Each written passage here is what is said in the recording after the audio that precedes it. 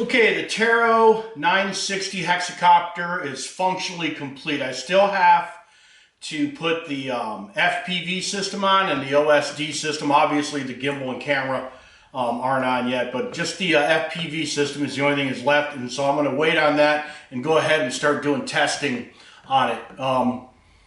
So let's see, it was a long process. My workbench was completely trashed.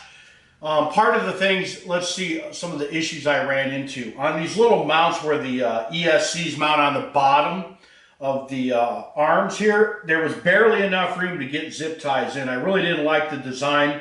I kind of wish they'd have been on top of the arm instead of the bottom. I actually had to waller out a couple holes with my Dremel tool to get zip ties in. I went with the long wire ESCs and put the additional capacitor packs on, and that made my wires even longer, so they come out the end and they have to go all the way back around and into the capacitors and then the ESCs. Everything turned out looks a little bit sloppy because everything's even longer yet, but it is what it is. The landing gear aren't that great here. They got these rubber grommets that hold a smaller tube inside a larger one, and not a good setup. In fact, I was going to hot glue it or RTV it, and I'm probably just going to go ahead and tape it for now. I'm overall pretty happy with the way things turned out. One of the problems I ran into, I was like, wow, I should have about the same amount of real estate on top of the craft for components as I had on my other Taro. And it turns out that wasn't true. The standoffs were less than 1 centimeter high for the battery mounts here.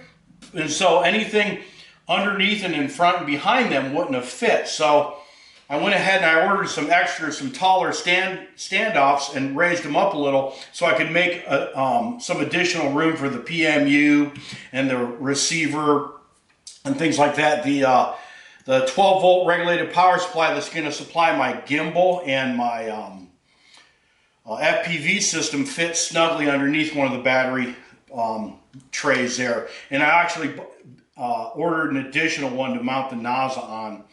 Looks like I'm just barely gonna have enough room for all this stuff.